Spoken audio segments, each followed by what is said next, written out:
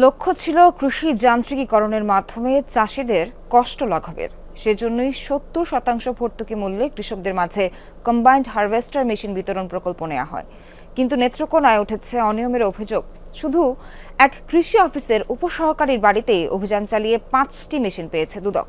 প্রভাব খাটিয়ে অন্তত 24টি মেশিন দখল নেওয়ার অভিযোগ সেই কর্মকর্তার বিরুদ্ধে।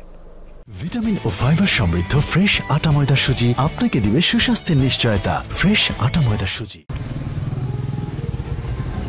নেত্রকোনার এক কৃষি কর্মকর্তার বাড়িতে ভর্তুকি মূল্যের 5টি হারভেস্টার মেশিন। প্রতিবেশীদের বাড়িতে আছে আরো কয়েকটি, অথচ কোনোটিরই কাগজপত্র নেই।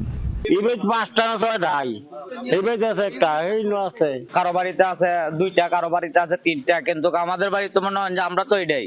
কথা ছিল কৃষি যান্ত্রিকীকরণ প্রকল্পের আওতায় 70% ভর্তুকি মূল্যে এসব কম্বাইন্ড হারভেস্টার মেশিন বিতরণ করা হবে কৃষকদের মাঝে। অভিযোগ উঠেছে সদর উপজেলা রৌহা গ্রামের কৃষি অফিসের উপসহকারী সুলতান মাহমুদ প্রভাব খাটিয়ে নিজ নামে নিয়েছেন অন্তত 24টি যন্ত্র। বিতরণের কাগজপত্রে কৃষকের নাম থাকলেও সেসব মেশিন এসে ভিড়েছে সুলতানের বাড়ির উঠানে। এরপর সেগুলো চড়া দামে বিক্রি করেন এই কর্মকর্তা। দ্রুত ফসল কর্তনের জন্য আপনার 30% কৃষক দিবে এবং 70% সেটা সরকারি ভর্তুকি দিবে। কিন্তু দেখা যাচ্ছে যে এই জেলার মধ্যে বেশ কিছু উপজেলাতে এত করাপশন হয়েছে এবং ক্ষমতাসীন তখন যারা ছিল তারা এই হারভেস্টার গুলো নিয়ে নিছে। দেশের সম্পদ, মানুষের, সাধারণ মানুষের সম্পদ এভাবে লুটপাট করেছে। আমি মনে করি এদেরকে সকলকে আইনের আওতায় এনে শাস্তি নিশ্চিত করা। অভিযোগের পর তার বাড়িতে অভিযান চালায় দুদক। একে একে সকল অভিযোগের সত্যতা পাওয়া যায়। তবে এসবের কিছুই জানেন না বলে দাবি উপজেলা কৃষি কর্মকর্তার।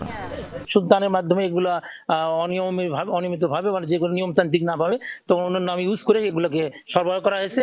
মূল হোতা দেখতেছে আমরা সুদানের মূল নায়ক। উপসহকারী কৃষি অফিসার সুলতান মাহমুদ ইতিমধ্যে সে এখান থেকে ধুবড়া পোস্টিং হয়ে গেছে। আর তার বাসা নেত্রকোনা। আসলে তার বাসায় মেশিন আসে কিনা এটা আমার জানা নাই।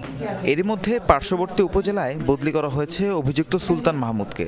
তবে 5 আগস্টের পর থেকেই গা ঢাকা দিয়েছেন সুলতান। রাহিম সারোয়ার, যমুনা নিউজ।